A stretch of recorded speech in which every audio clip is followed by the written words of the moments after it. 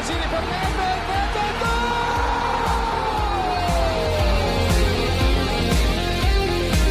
Pirlo, la conclusione in rete! Andrea Pirlo, un gol pazzesco! Del Piero, gol! Alex Del Piero!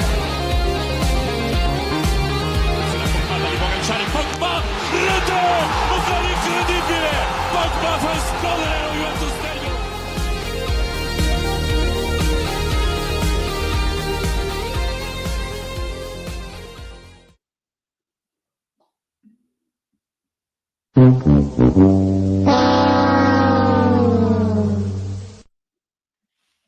What's up, boys? Farhad here, host, loves you most. Episode number 298 of Turin Giants podcast, the longest running Juventus podcast in the world. Happy Cinque Maggio, boys. Let me introduce the boys, Kevin, Damiano, Frederick, coming from all over the world. And we've got a lot to discuss. What's up, boys? It's a very famous date in our history, and we shall talk about it. Let me hear someone. Come on. I think we're all kind of run over following the Bologna. Yeah, and I'm really not in the mood to celebrate May 5th. How dare you? Yeah. After yesterday. Yeah, May the 4th. The 4th was not with us, as Giovanni said on the last podcast. The biggest Star Wars nerd I know. You wouldn't believe seeing big old Giovanni, and he's got a whole sleeve of, I don't know, Star Wars memorabilia or whatever it's called. But yeah, shout outs to Gio. Last episode was great. Also Don, if you guys want to check out episode number 297. We'll talk about the famous date in Juve history. We will talk about the Bologna and the fiasco there. Couple of pieces of news. I'm sure Freddie Scoop's got something for us. Damiano will pepper in his opinion, and he was on fire yesterday too. And Kevin actually helped us by typing up the kind of the outline of what you want to talk about. We will kind of follow that. So TurinGiants.com, please check out Dele Alpi shirts. They're selling not like hotcakes, but they're selling. We're also live on YouTube. I will check that later, and we'll look at the comments, of course. Boys, shall we talk about the great day of May 5th, 2002, where for the younger listeners, Juventus were 2 points behind Inter going into the last match day of the season. It was all but done. Maybe there would be a draw for Inter, but nobody expecting them to lose, and they did 4-2 at Stadio Olimpico.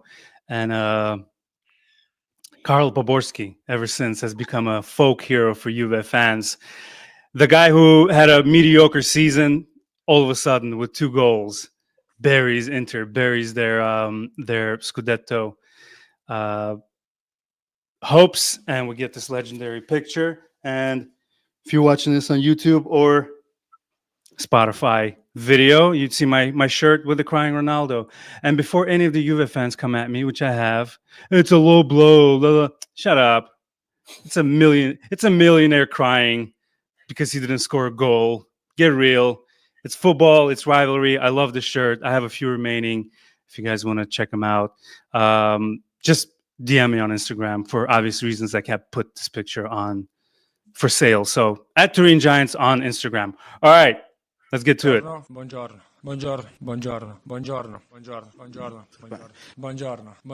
Come ha detto lei, buongiorno. All right, who wants to go first really quickly about their memories of May 5th, 2002? If I may. Of course. I remember it vividly because at the time we weren't in the technological phase that we are now, because now you can like multi-stream games and whatnot. But at that time, you were left with a sort of box decoder thingy that you had to order from Italy to get, Sky or whatever to see Mhm. the matches live. And I remember in our local club, our the host actually ordered another Skybox just for that match, so we could, put another screen on with Inter on. And I think it was halfway through that everybody was just sorry, apologies, watching Inter and yelling stuff and become overly ecstatic because it was so unexpected that that would happen.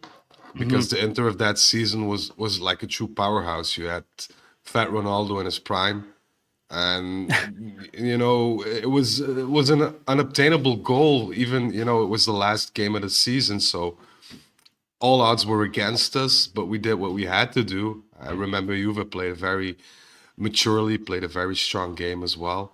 And, it was one of those times where we were lucky. And being a Juventus fan, we didn't witness that much moments when we were lucky. Yeah, So for that sure. being one of it and culminating in a Scudetto win on the last day of the season was like a gigantic feeling that really overpowered everything. So I've fond memories, and I remember seeing Ronaldo cry because that was live on TV as well. Crazy, And crazy. And even the photo that I used to print a shirt, it's so low quality. Like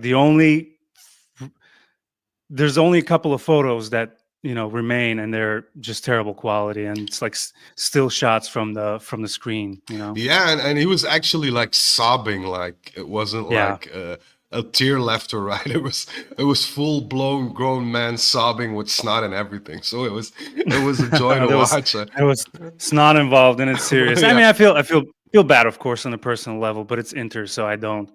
Damiano, I'm afraid to ask how old Damiano was. Yeah, I was like 10 years old, 11 years old. And Oh, okay, that's not so bad. I thought you were younger than yeah, that. but we don't really, at that time, it was hard to get, you know, the Italy, like any Italy network. So luckily my nunu had a dish or whatever. And he had, we only got to see the Inter Lazio game. You couldn't see the Juve game because it was whatever the prime time game was. But I think out of those two games, if you were to choose to watch one, it would be that, because it was up and down. Inter took lead twice. So imagine you're leading twice in a game where you're favorites, and it's just, I don't know what came over. I mean, it's crazy, right? Like Lazio should. Who scores the dagger or the fourth goal for Simone Inzaghi. That's right. I mean, like Damiano was saying, Juve game 2-0, pretty pedestrian win. Del Piero and Trezeguet, but the other one was the game to watch. Kevin, you remember that? Yeah, well, I can't offer much like personal like emotion around it because my Juve fandom didn't really start until I studied abroad in Turin during university, and so Oh, I see. 2006 2007, like that's when I really started picking it up, which of course was the Serie B season when I started being a real Juventino. So I only know the match through what we all know and what you could see on YouTube and read about it, but I didn't experience it personally at the time. But by the way, somebody needs to put together a normal video, because I was searching on YouTube and it's just like techno music playing over it. There's no commentary, and then there's commentary in some foreign language, and the videos, it's just terrible. So any of you, maybe we should ask Dan Colosimo, whose design shirt you're wearing, Kevin. I appreciate you representing Absolutely. Turin Giants, TurinGiants.com. Once again, yeah, very interesting day. I was still back home in Baku, and we had these like football clubs where you couldn't walk in because it was just a wall of smoke, people smoking, and like these grown dudes watching. But grown, I mean like in their 20s, and I was still like 17 in 2002. So the reactions of them pouring out of those football clubs was just insane. And Baku, Azerbaijan has ever since then in the 90s had a huge Juventus following. So yeah, great day. Shall we talk about the brilliant performance against Bologna? Because we can't do Sorry, this is like I think at least the two guys who are with us Yes, let's give him a shout out. Yo, So we got Giorgio, he has like an alert on our, because this guy, we should have him as a part of the podcast. I love his dedication. yeah, and then we got MF, who was We're was not not born yet. was yeah. not born He yet was- at the time. He of, was somewhere. He the was somewhere. 2002 match, but hopefully you've at least read about the match and understand what that date and that game means in our history. Yeah, but this will forever hold it over their heads, because to choke like that. And I read some comments, and Inter fans even make fun of themselves that they've been choking the championships ever since. But enough about that. Let's get into Bologna Juventus. There was a clip that our friend Andar from Indonesia, he posts these like screen videos of us. He does apparently more work to promote our podcast than we do. But it was the clip where I was making fun of Juve against Parma and saying that it's all part of the plan. Do you guys think this was again part of the plan? Just Juve is just playing mind tricks on us? Just to sweat it out and just until the very end. No, So- I don't think we're capable. I don't think we're capable. I mean, Tudor comes in and essentially has to play 7 finals, right? Maximize Yeah. points, and all you have to do is just go out there and play 2 pretty decent teams in 3 pretty decent teams in Roma, Bologna, and Lazio, and win the other 4 and maximize points from those 3 games, and drop points against Roma, botch it in Parma, and don't really show up against Bologna. I think we had intensity for about 10 or 15 minutes and then fell off. Yeah. And that stretched towards the end of the first half where we barely had 15 or 20% possession for whatever period of time that was. It was really poor. Well, before we get into it, I'll Yeah, sorry, please. interrupt. We'll get into the whole starting lineup and everything, and decisions that followed. I just want to read the quote by Tudor after the game. We're prepared for this match by aiming to pass the ball into space and battle physically. They are free-flowing and enthusiastic, but we played a solid game. Come on, man. Anyway, but we played a solid game. It's a tough setting and on the pitch where everyone suffered. We'll look ahead. There are 3 games left, and it's all to play for. Now we go to Rome with confidence. What gives you confidence going into Rome? The only thing I'll give him, if when he's saying a solid game, is that despite our inability to create the poor final touch, the poor final pass that plagued us with almost any opportunity we had going forward, despite conceding 70+% possession, despite only having 2 players who had more than 20 passes, Di Gregorio still only had 1 save. I think that there was only 2 shots that they had on target. We didn't concede many chances. So solid from a defensive standpoint, when offensively we couldn't create anything. We weren't creating anything on the break. We still didn't concede much. And Yorgo, your comment here in the chat, if Vega didn't try to block the shot, Di Gregorio would have saved it. Probably, I think if he wasn't there, that was a very savable ball, but you can't blame Vega for trying to Stepping in front of it. I think if his leg was maybe another 3 or 4 centimeters to the left or to the right, he may have just blocked it. It was just really unfortunate. So I can't blame him for that. But I think the point you're making is we didn't actually concede many chances despite us not having a good outing. So that's the only thing I'll give Tudor with him saying it was a strong performance, because in every other element of the game, I was very let down. Kevin, you mentioned that Turam is the signing of the season for you. He's indispensable when going through the middle at pace, which I also love. And I mentioned my love of teams going through the middle is more chances to create something off a bounce or a good shot down the middle. You boys agree, Turam? Is there even such a thing as a signing of the season in 2025 for Juve? It's a fucking shambolic group of wannabe footballers that we signed Here we for a go. hell of a Here lot we of money. go. I mean, no, I always tried to It's see angry. like, yeah, but I always try to see the silver lining. And we were always like, I mean, it was something that was consistent in our podcast. Like we were saying, like, maybe this will happen and player X will turn around, or maybe he'll prove his value given the fact that yada, yada, yada. No, fuck off. They're shit. They're shit. They're complete shit. Thuram is head and shoulders above everybody else. But that's only because of the fact that when he's on the pitch, he at least looks like we wants to be there. And I'm sorry, but with every single one of them, I mean, even Kalulu lately, he's rubbing me the wrong way. I'm not sure how to put it, but I don't feel as solid with him in the starting lineup as I did a couple of months ago. Maybe it's the injury, maybe it isn't. I don't know. But for me, like, it doesn't take much to stand out of this Yeah. group of mediocre at best players. Damiano, any thoughts? No, I mean Freddie hit points right there, but yeah, it's pretty shambolic from our signings, but yeah, everybody leaving Kalulu, kind of where's he been lately?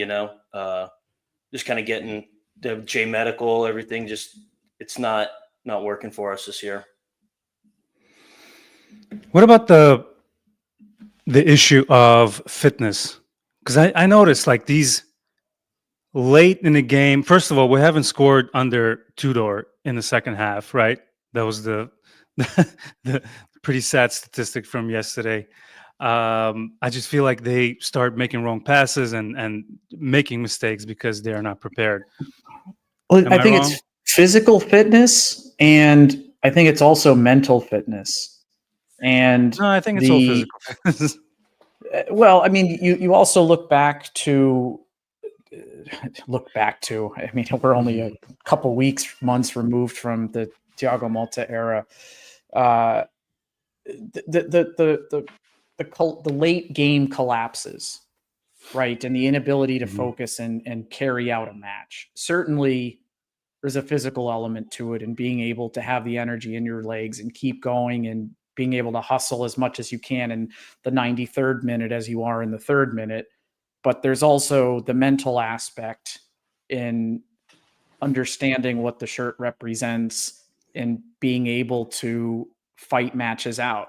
And Tudor has been saying a lot of the right things since coming in, right? You have to out hustle, you have to be more aggressive on the pitch, you have to fight for your wins. But the players backing that up, we still haven't really seen that. I think the physical fitness element has been sorely lacking this entire season. We've not been able to carry a level of intensity throughout a match. And I know in modern football, it's impossible generally to stay dominant for the full 90 minutes. And there's always going to be periods where you fall off here and there. There's no question. But there's such a lack of consistency and continuity in being able to do that. I mean, you look at notable matches like what we saw yesterday, what we saw against Napoli, what we saw in the Champions League, what we saw in Coppa Italia, where we can have bright starts and we can play decently well for 20, 30, 40 minutes in the first half. And then the second half, there's just something there. And it can't all be physical. I think some of that is also mental fortitude and how the players have themselves composed. And I think the types of players we're signing and people that have a certain level of mental fortitude and strength and conviction and what you would expect from the Juve DNA, I think what the coach is instilling in the players and how he's getting them to think, react, respond, take accountability. And then also whoever's doing the fitness programs is something has fallen off. The last thing I'll say on that, and then I'm curious Freddie, if you have any insight internally into any commentary or perspective on what's going on with the fitness, but there was an interview done late last year. I forget what it's called. It's the one with like Roy Keane, all those English guys. I don't know if any, have any of you seen that? Maybe somebody in the YouTube chat. Yeah, I know what you mean, but I can't remember the title. I forget the name of the group. They've done some really interesting. They like sit at a table and invite special guests. Chiellini's been on it with them. But you're describing a podcast. Yeah, but it's yes, I am. But it's anyway. They had Patrice Evra on. Oh, I remember that towards the end of last year, and he talked about how he has never run more than in a Juve training session compared to anywhere else in his career, and thought it was insane that for certain away matches they would travel long distance, even though it may have been during like a summer session or whatever it may be, and they're immediately getting off the bus, getting off the flight, going to the hotel, and straight to the pitch, right? And it's just this level of running and just grind that he'd never experienced anywhere else. Something has changed, because that doesn't seem to be the case.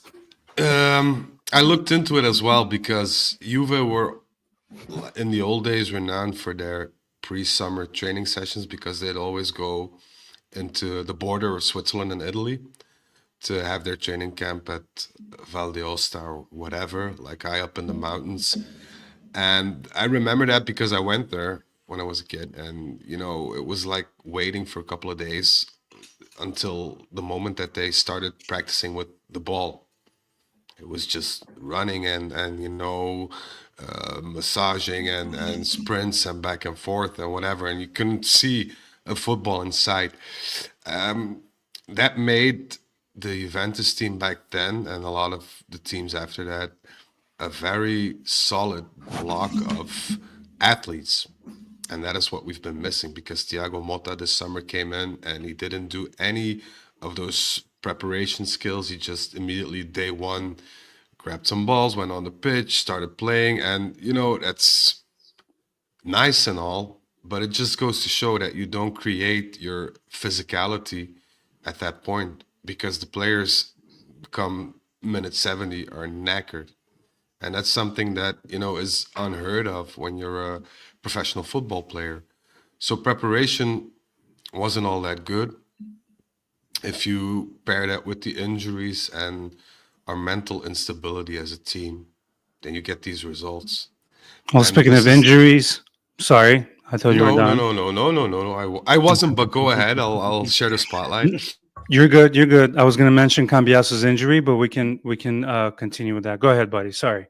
No, it's okay. Well, to utter that point, they hope to get Cambiaso fit before Lazio, but I can tell you now, it's not going to happen. No. I have sources telling me that it will be very difficult to see Cambiaso back in action before the World Cup. Great. Yeah. Well, let's shout out some of our viewers here.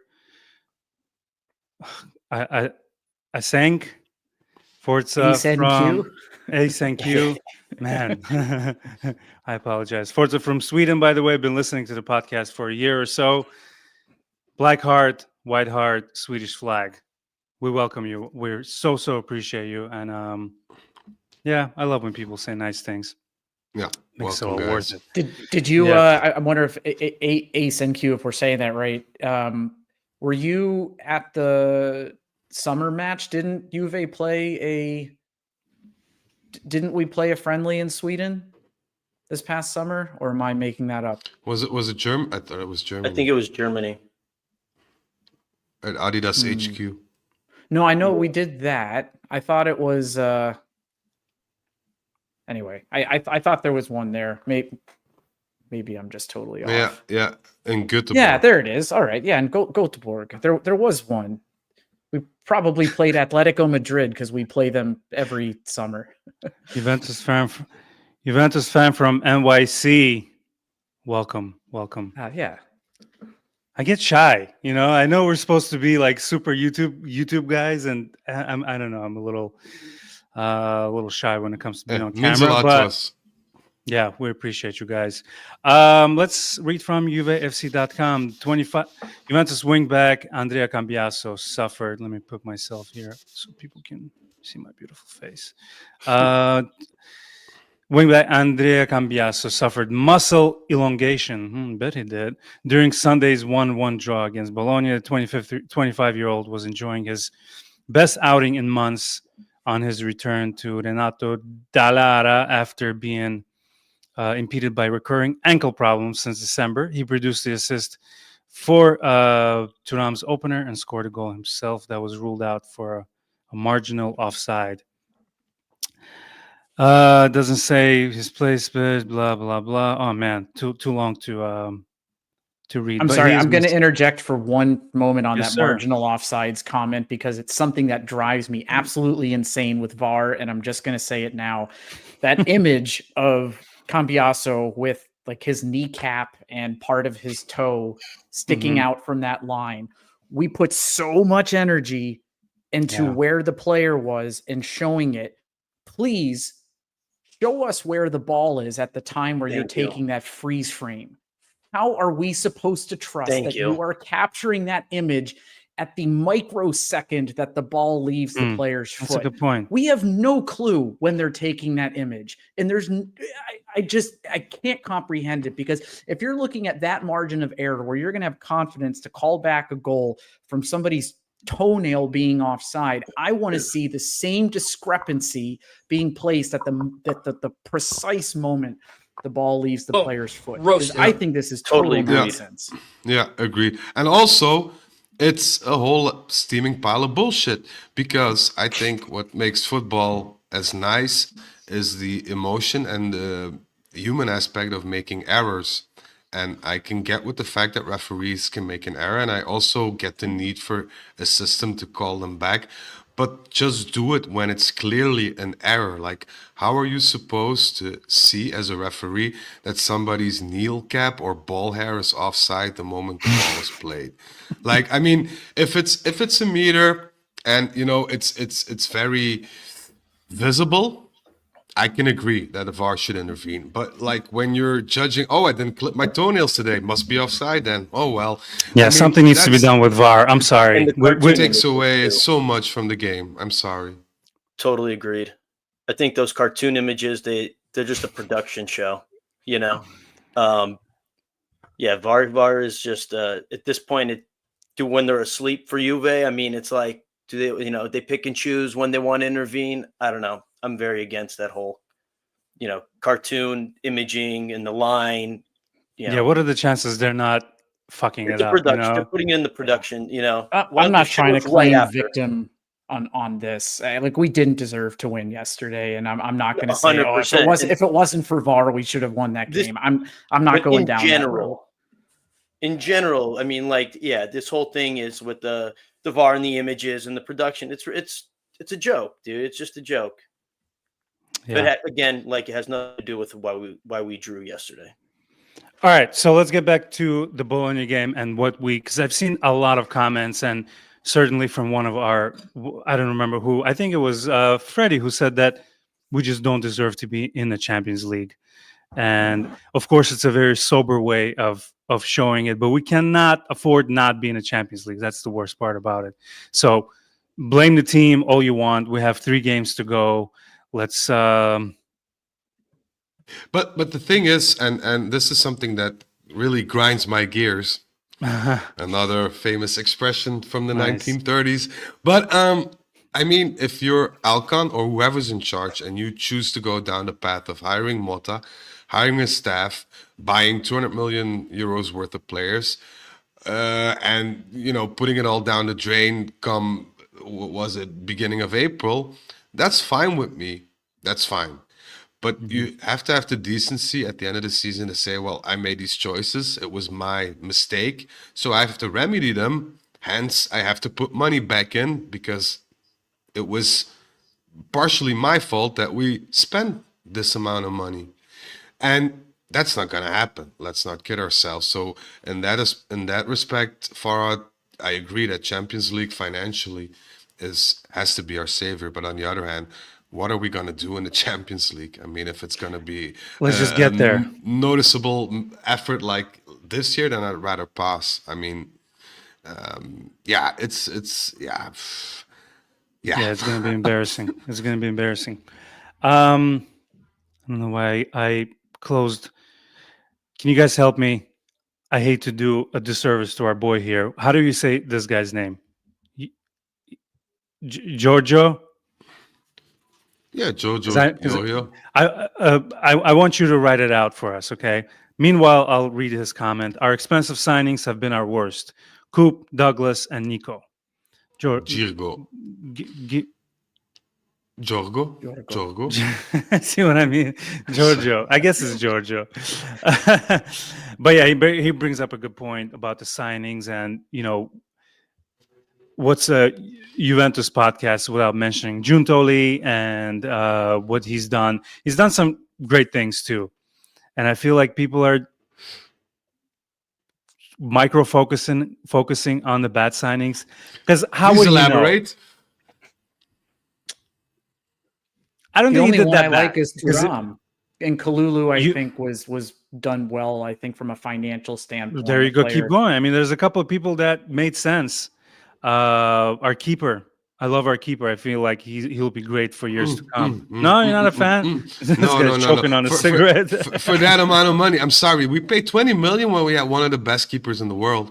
We chose, or Giuntoli chose, to give him the boot to get somebody in. And Okay. I'm sorry, but whenever I see Di Gregorio going for high balls, I pinch myself in my own balls, because 9 times out of 10 he's I get heart grabbing air. palpitations. He's I mean nothing against the guy, but it's not a top goalie.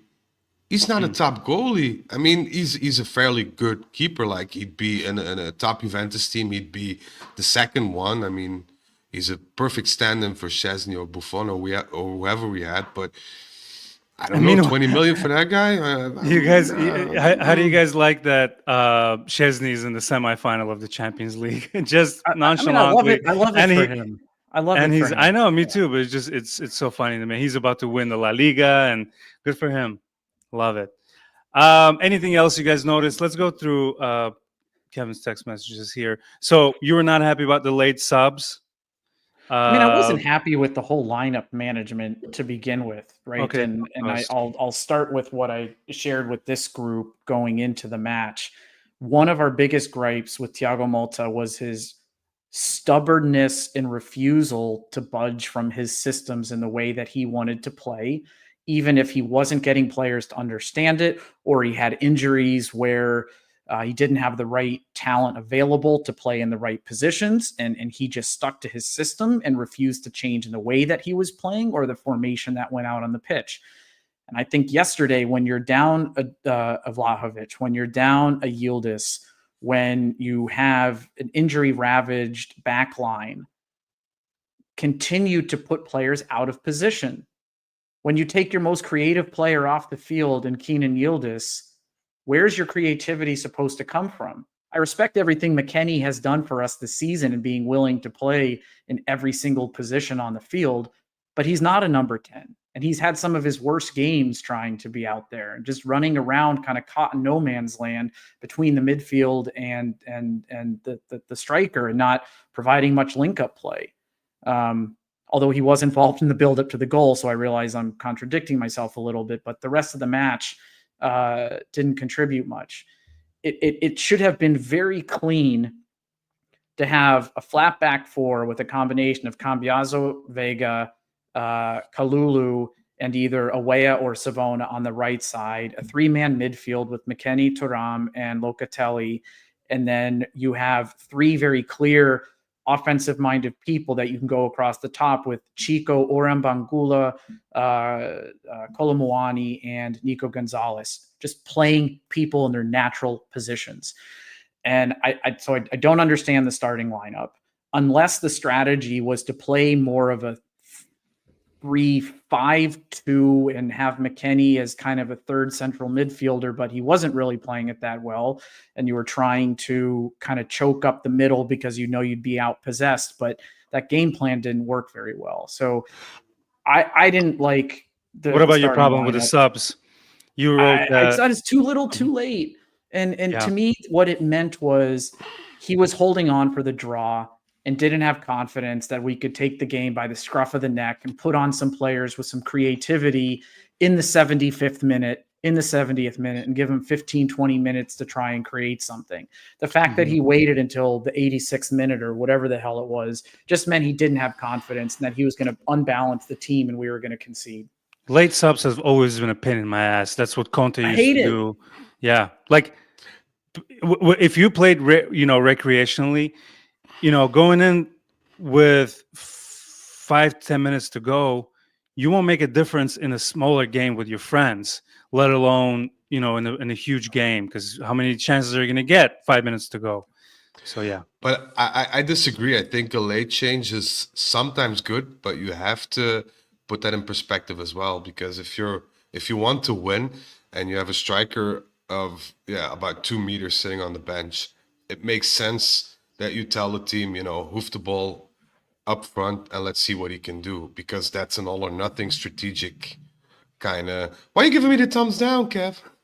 No, it's your emojis. But I don't know. the changes Tudor made that late didn't make any sense. But I have to go out on a limb for him, because I know for a fact that he tried that flat back four that Kevin suggested in training, and it just didn't work out.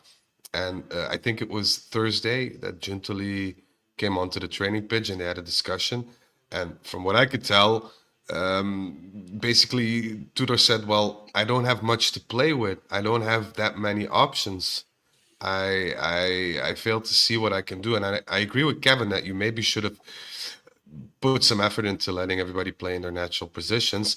But I get where Tudor's coming from as well, because he only has X amount of games to prove himself.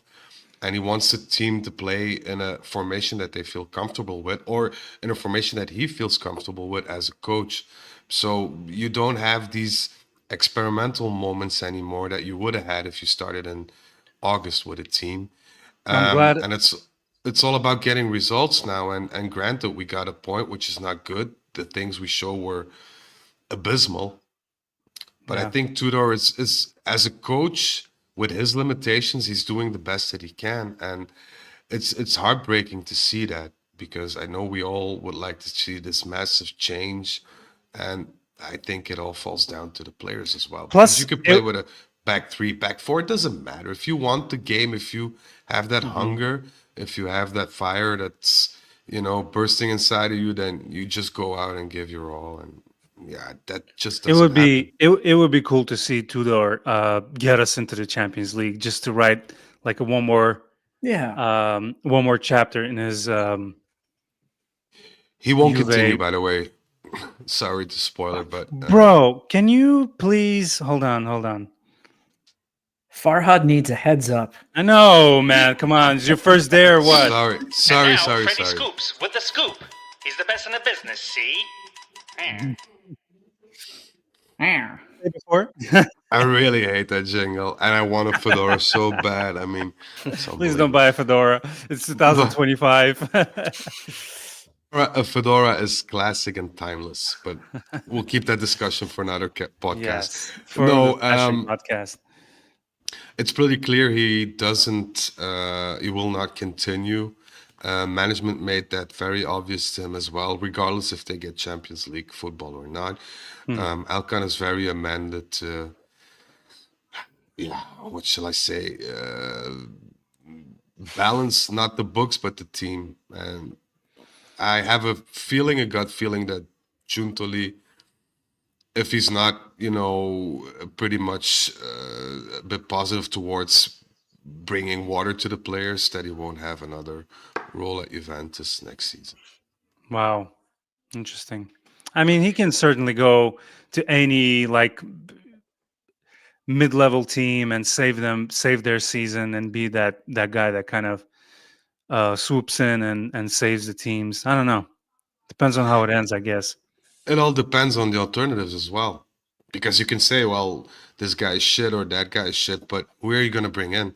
If you're going to bring in a guy that's an even big of a gamble, then what's the point in doing it? That's the same mistake we did with Thiago Motta.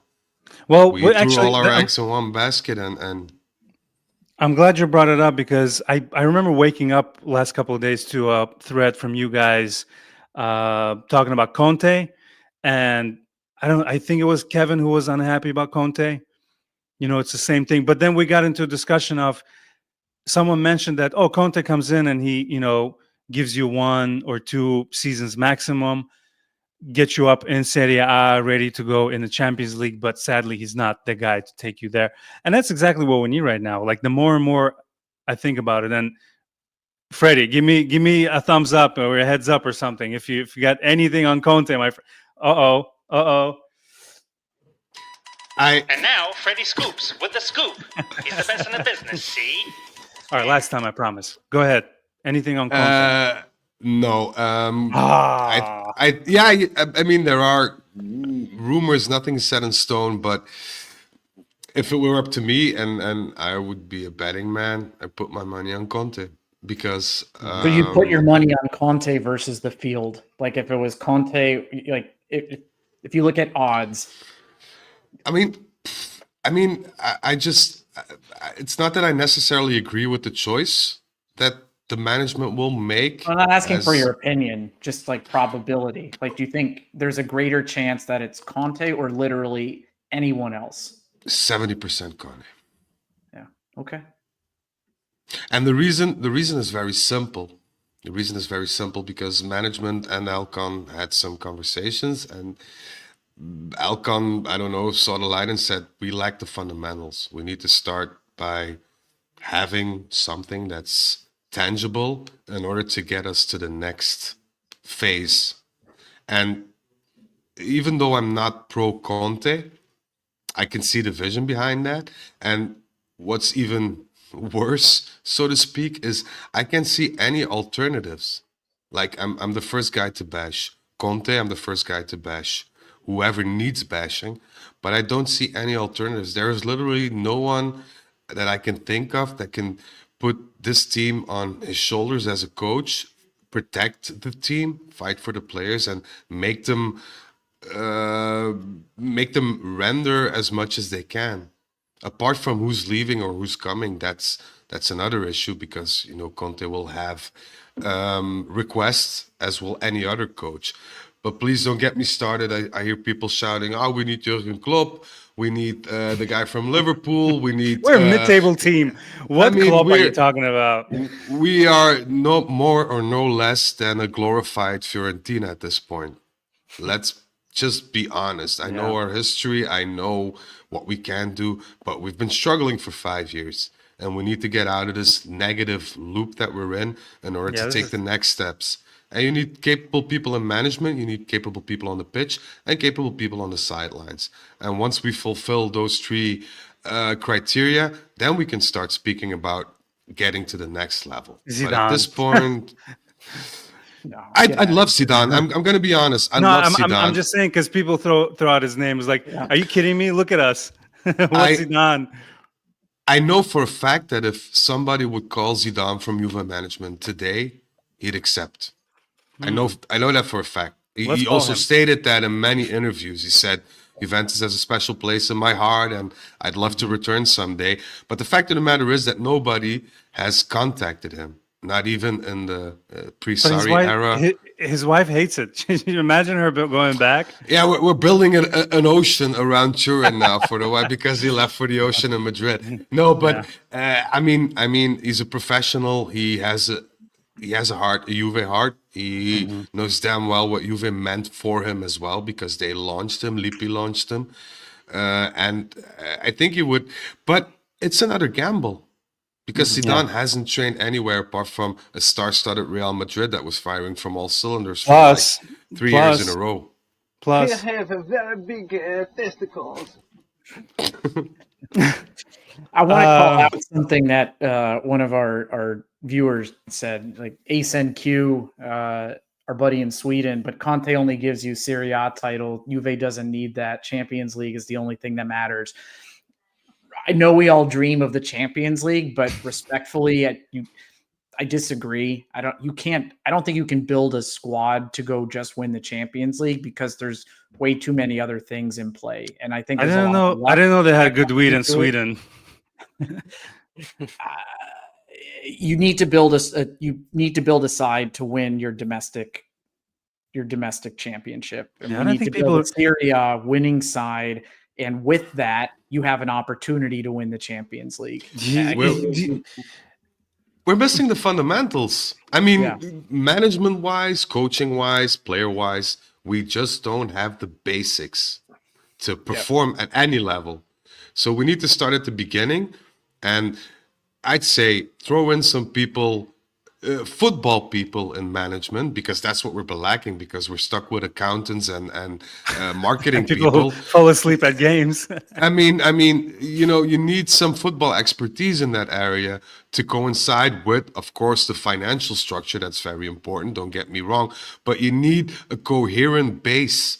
And you also need that in a coach. You need somebody who can understand what's needed, but you also need somebody who can squeeze out these players as a lemon and make them perform at 130% of their capacity in order to get those results. Yeah, I would love to see this squad under Conte. Like, honestly, if we stay within the fourth and get to retain a lot of these players, especially Yildiz under Conte, I don't know, something about it just makes me curious. Yeah, Also- and another thing. Oh, sorry, Damiano. Go ahead. Go ahead. I was just gonna say, when was the last time like a Serie A team won the Champions League? It's been so long since the Serie A. I mean, the level of I hope you jinx that, my friend. Oh, that's another thing I wanted to bring up. It was the you guys go ahead, but there's a curious poll on our Turin Giants page, which was That was Inter's treble was the last one. the percentage of Juve fans supporting Inter in this Champions League. It's crazy. There was a whole discussion there. I urge you to go to our Turin Giants page and read the post. People are mad. but support Inter. I mean, as much as I hate Inter, they're doing it again. They're there again. Yeah. While we're stuck at La Continassa watching them play. Yeah. And- I and mean, credit just to that- them. They've built a team and a side that has one of the best midfields in Europe, and Simone Inzaghi, for all the bashing I think that we gave him when it was rumored that he would be our next coach. He's performed admirably.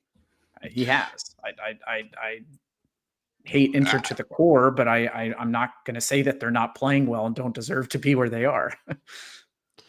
I mean, we lost part of our identity and ourselves, and I know Zach's not here, and Zach is anti-Agnelli, and I mean, Shout I out can to Zach. agree.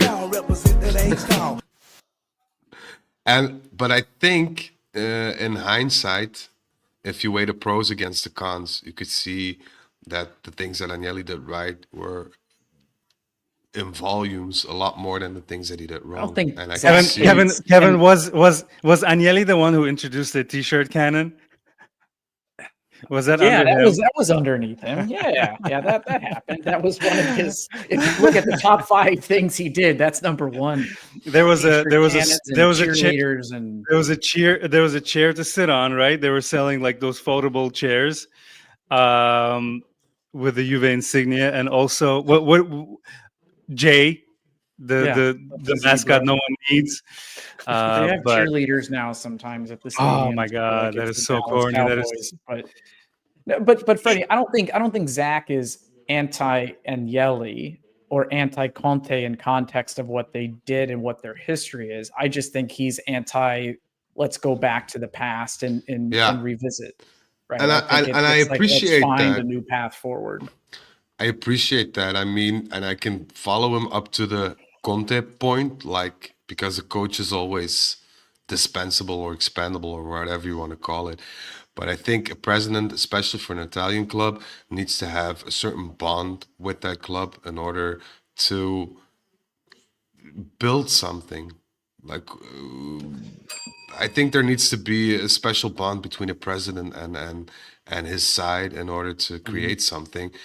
There needs to be some sort of passion, and you could definitely see the passion that Agnelli had, because he went toe to Absolutely. toe with UEFA, he went toe to toe with everybody just to defend Juve or whatever, and he made some mistakes. I don't think that because Jojo said Cristiano Ronaldo. I don't think that Cristiano Ronaldo was a mistake, to be honest. I feel it was an honor to have him in our side.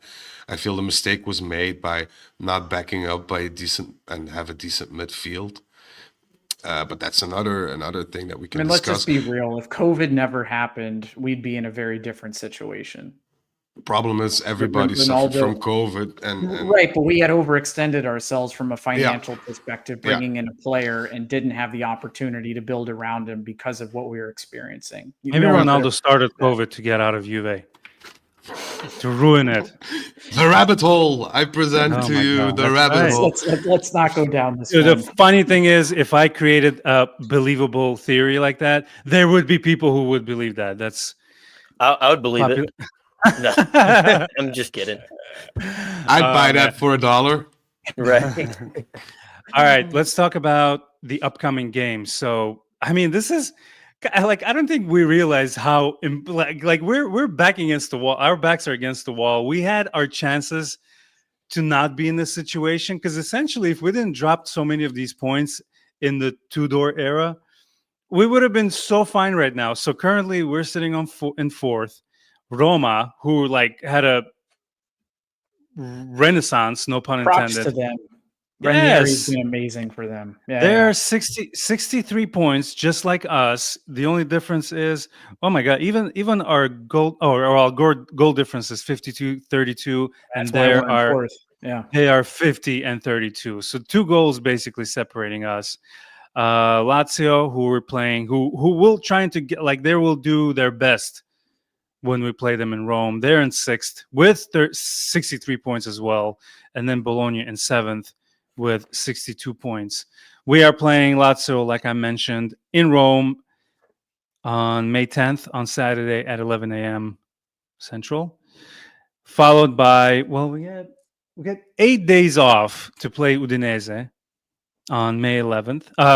May 18th, and then May 25th, we are away in Venezia. Man. And So this with is the the only, kicker. go ahead. No, sorry.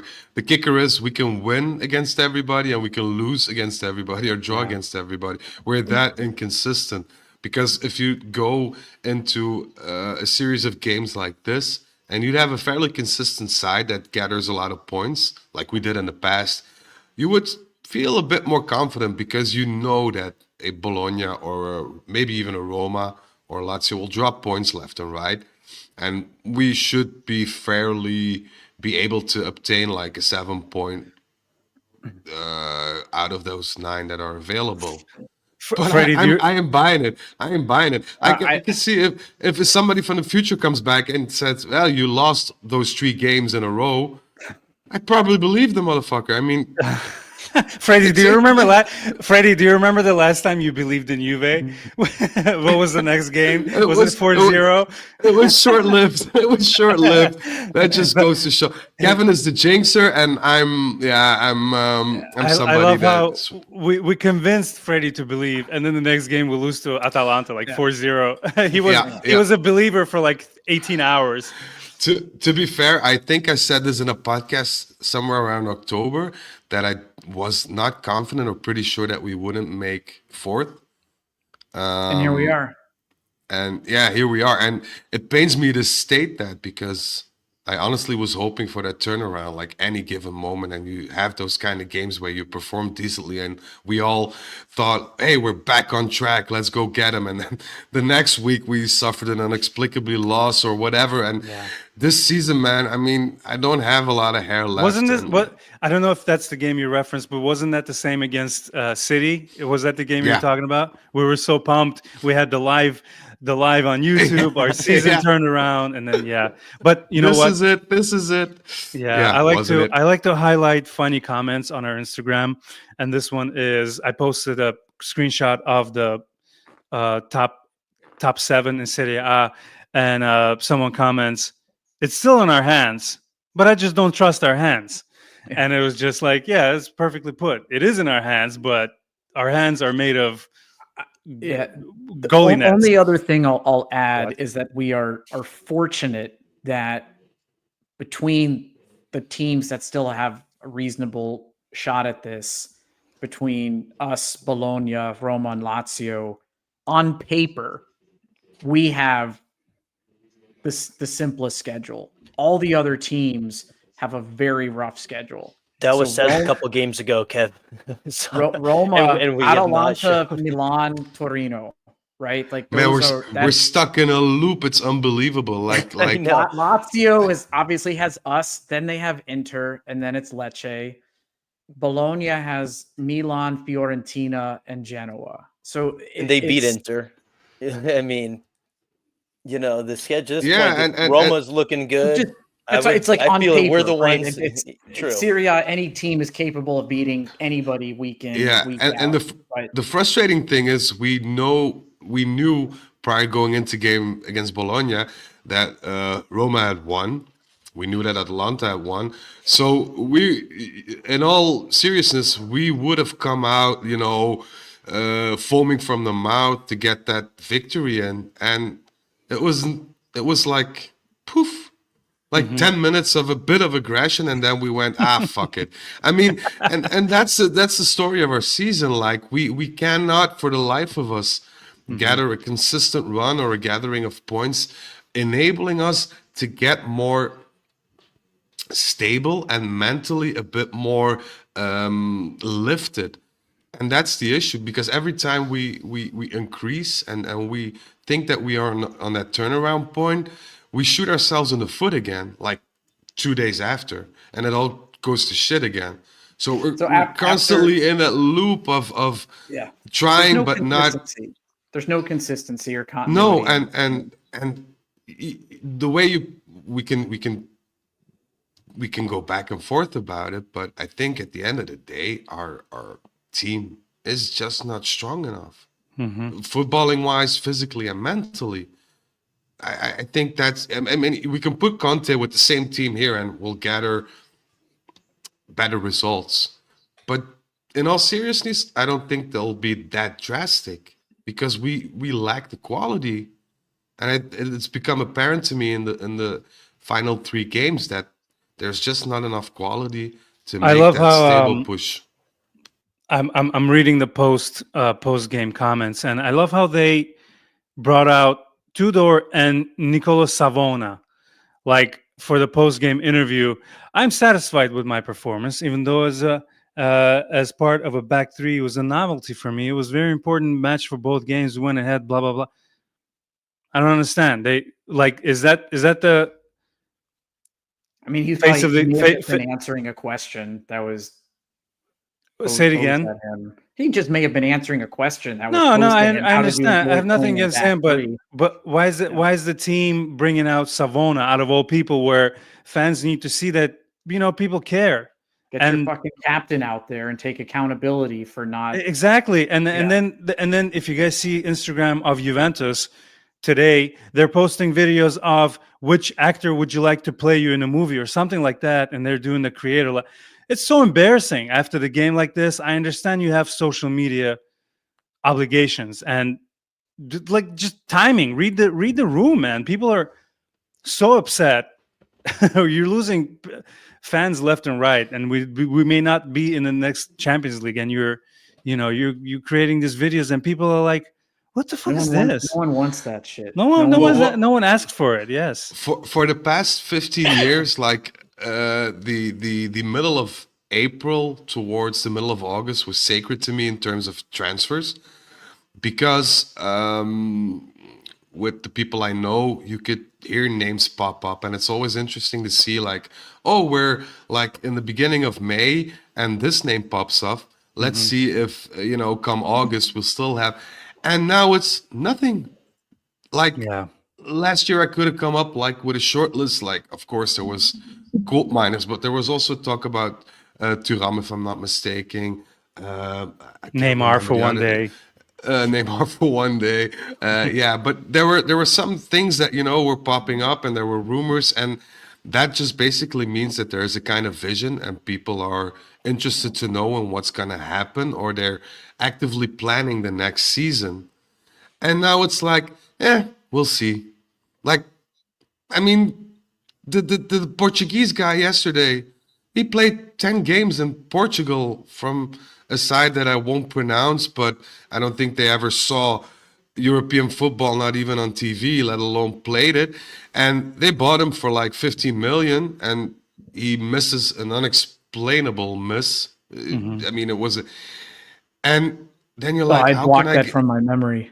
I Yeah, mean, how that was can how bad. can we how can we get pumped for the next season while we're still in agony over the last 3 games that remain, and we have no idea where like the light at the end of the tunnel is or something to cling on to? I mean, I'd love a rumor saying, I don't know, Mbappe is gonna join Juve. I don't know, whatever, but something. But there's literally nothing. Just that guy from Parma, Leone, which is all in fairness a good prospect, but that doesn't mean that I'm gonna buy his jersey with his name on it come August 1st. I mean, it's a lackluster effort of trying to get that social media hype we had when we had Ronaldo, and leaving all the things on the sideline, all the things that I'm not matter saying are now second.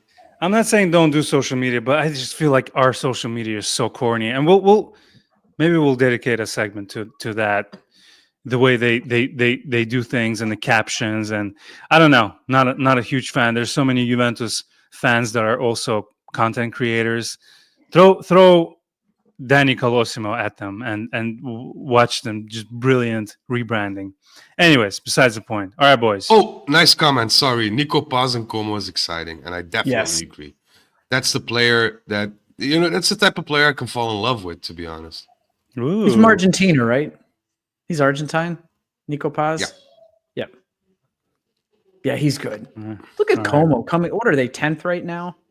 Well done to Ninth them. even, I think. Yeah. But at least we have the most competitive league in the world, and people are turning to say. I mean, Chiesa is an English champion, by the way. Congratulations to Freddie Church. You for deserve the that. 12 minutes he's played this year. Wasn't he sent down to like a B team earlier in this season? Yeah, to get some fitness back. Yeah. I also see a comment from Azim Mehdi, if I can point that out and highlight course. that. He says, we're not even sure who's the next coach going to be, so getting transfer rumors right now is kind of useless.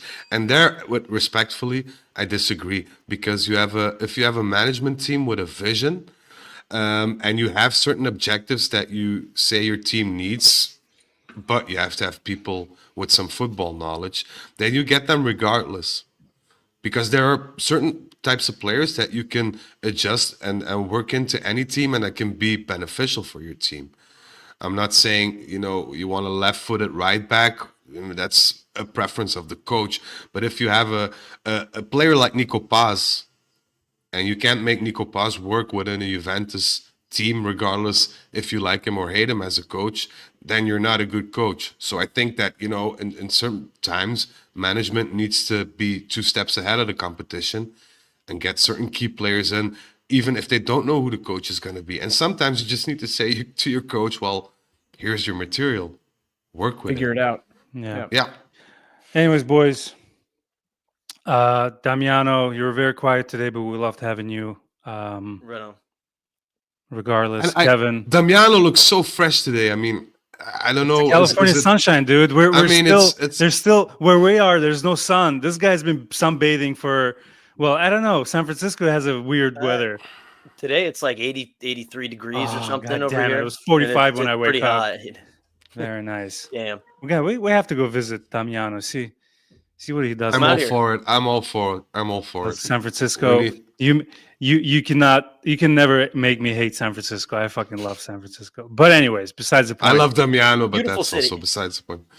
Love you too, Freddie. Kevin, Freddie, you guys are awesome as always. Couple of bits of business. You can find this on YouTube, youtube.com/Turin Giants official. Follow us on Instagram @Turin Giants. Always fun stuff happening there. It's pretty much it. We'll talk to you guys after the next game. One last thing. Let's go around the room. Don't expand. I'm going to mute you if you go past 10 seconds. Tell me, are we winning 3 games in a row to get that 4th spot, Frederick? Be honest this time. Well, I'm not I'm not making you a believer again, but be honest. Are we getting 9 points out of the 3 games? No, we're not. Damn, that was my answer too. Kevin. Nope. I think we'll get 5. Yeah, I'm a no. Yeah. Oh, damn. I mean, it is what it is. So we won't qualify. Are we gonna do Conference League lives next season? I want an answer now for it. I want to know if I have to keep my Thursday evening. When do they even play? Is Conference League on a Friday? Depends on the weather in Macedonia and Uzbekistan and things like that. I mean, oh my God. You're so right. But you know what? One of the points of pride for this podcast is we've been through some of the worst results, and we will continue bringing you the Conference League highlights, but hopefully not. Even though none of us believe. Here's a sample size: 4 Juve fans out of 4 don't believe we will win. We will win next 3 games, but we'll see. You have to stay positive in this world, boys and girls. Let me bring up my outro. I don't even know what my outro is going to be. Let's just play the intro. Anyways, boys and girls, stay hydrated. Check on your friends, and Forza Juve.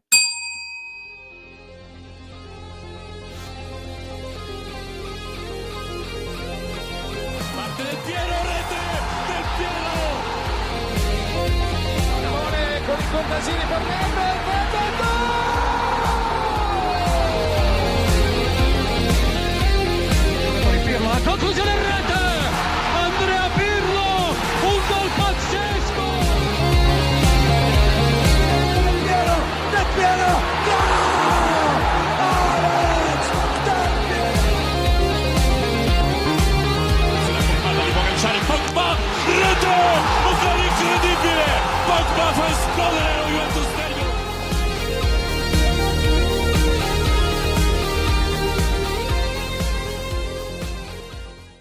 Mission failed. We'll get them next time.